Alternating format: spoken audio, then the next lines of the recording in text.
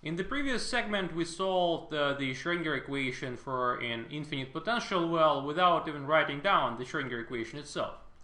So of course, it doesn't always happen this way. So for more complicated potentials, we actually have to do some calculations. And in this segment, I'm going to present an example of a general method actually that is used to solve the Schrödinger equation. And I will consider a so-called finite potential well. So the potential that we're actually going to study is illustrated here. So here's a formal sort of mathematical expression for this potential, and this is the it's an illustration. So for x, so this is one-dimensional potential. For x greater than a over 2 or smaller than minus a over 2, we have a finite wall, if you want, with a height of u naught, and in between minus a over 2 and a over 2 we have a potential well. And so the question that we're going to be interested in is whether or not we have levels, energy levels, allowed states within the potential well, which implies that the energy of these states must be smaller than this maximum u naught but larger than 0. So these are positive energies here in this formulation. Now, clearly we have three regions that appear in this potential. So one region will be to the left of the point minus a over 2. The second region, which is the potential well itself, will be between minus a over 2 and a over 2. And the third region is x greater than a over 2. And for each of the regions, we can write down the corresponding Schrödinger equation. Let's say for the regions 1 and 3, for absolute value of x greater than a over 2, we have the kinetic energy plus the potential energy u naught is equal to the energy that we're actually looking for, E times psi of x. And for the region of the potential well, we formally have just the free Schrödinger equation, since the potential here is equal to 0. Now, to solve this Schrödinger equation, the main challenge in some sense of solving the Schrödinger equation would be to match the solutions in different regions. And by match, I mean the following. We're going to demand that both the wave function itself and its first derivative are continuous everywhere. In particular, in these matching points, minus a over 2 and a over 2. And so here I formally represent it as so. So plus 0 basically means to the right of a certain point, and minus 0 means to the left of a certain point.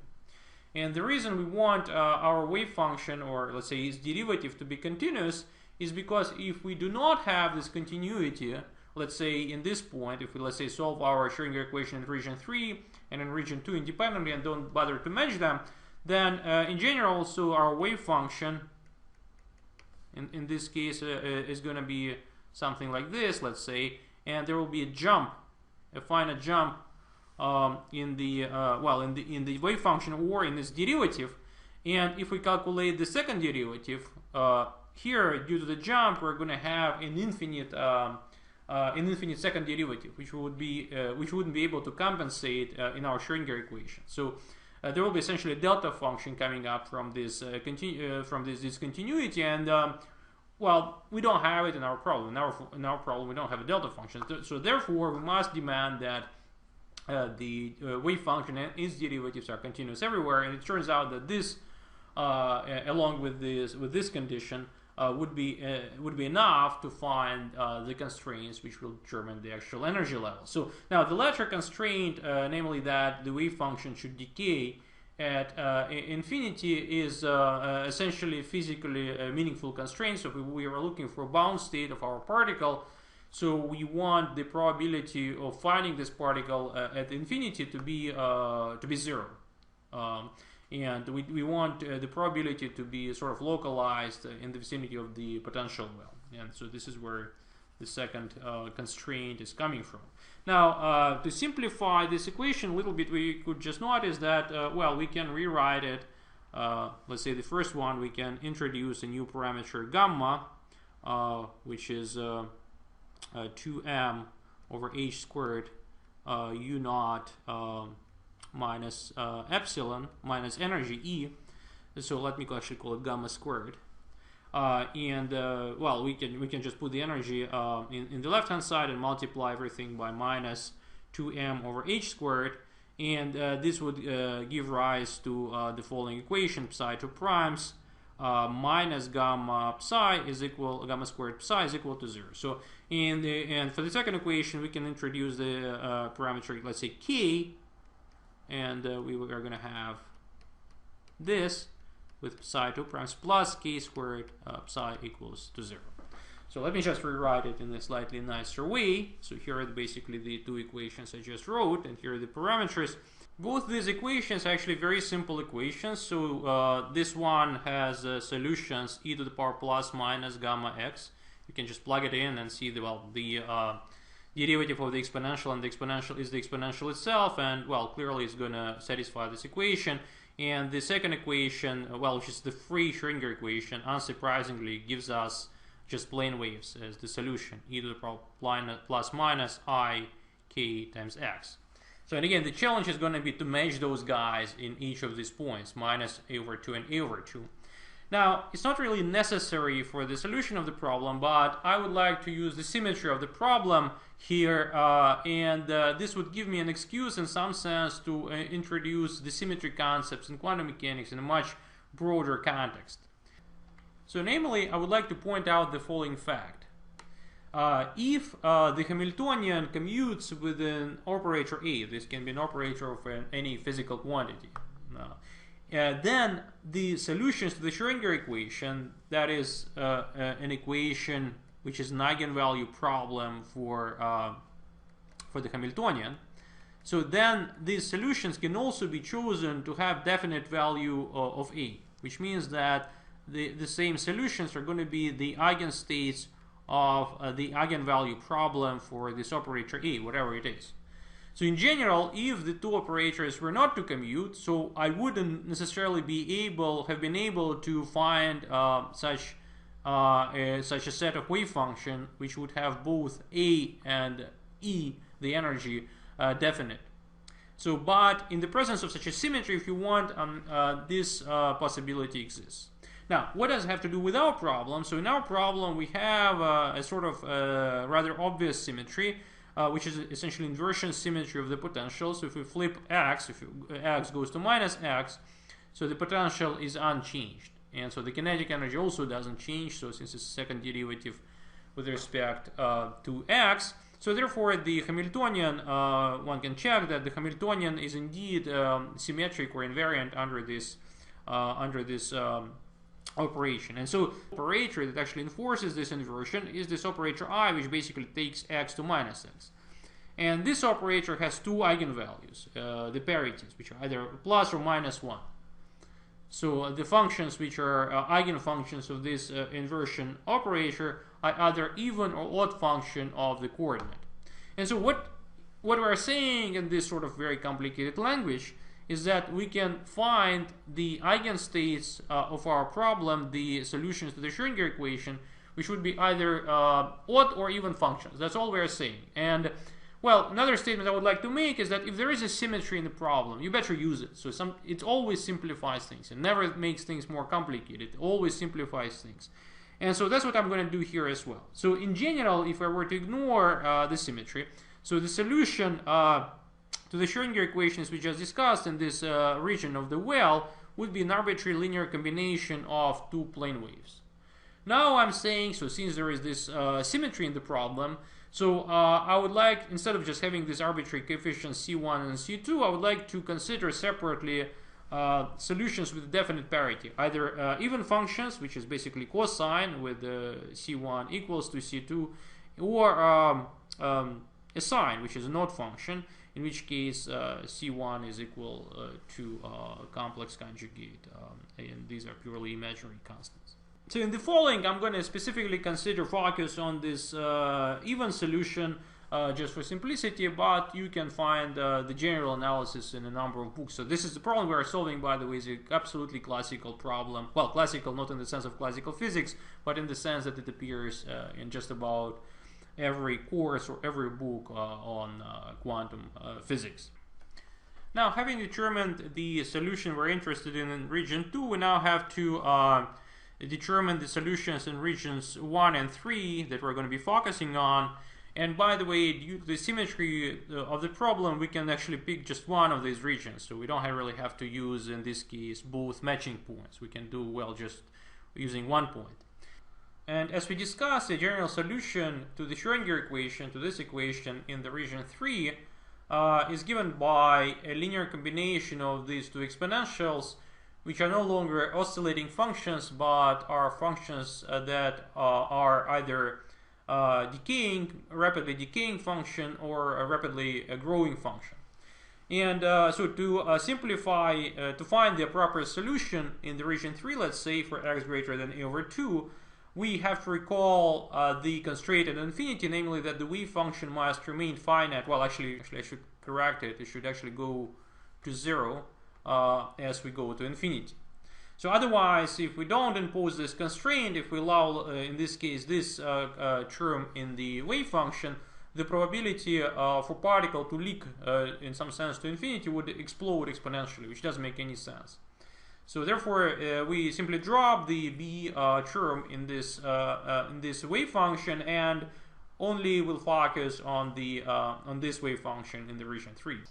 So now we're in a position to actually match the solutions. We know the solution in each region. So here I do present a solution in all of the regions, including region 1.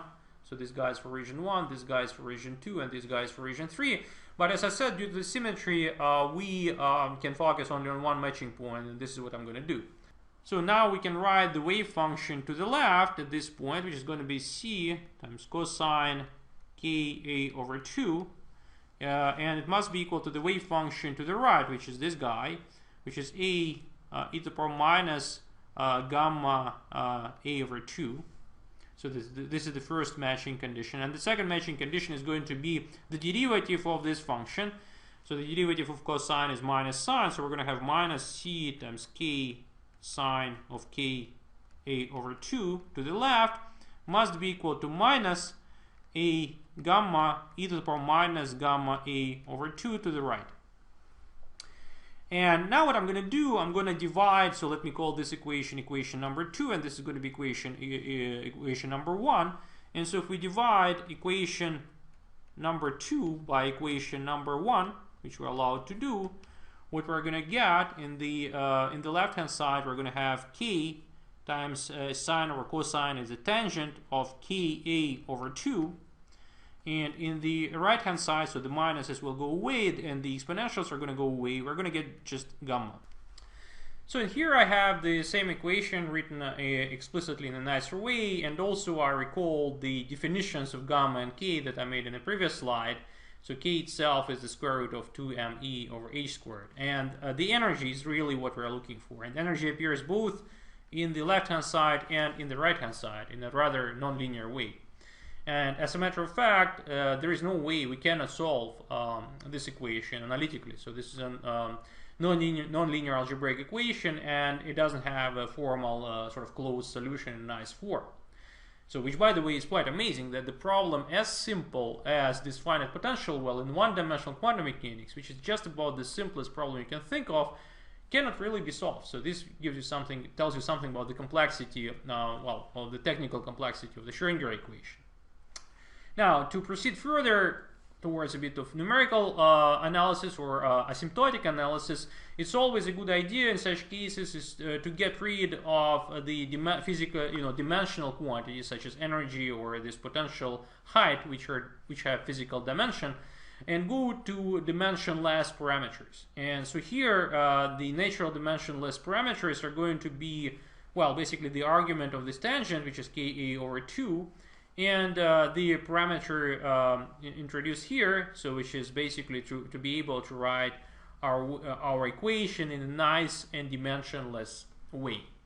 The reason why dealing with dimensionless quantities is much more convenient than with quantities that has non-trivial physical dimensions is because for the former we can talk about them being large or small. So we can say that something is small or large, just comparing it with 1.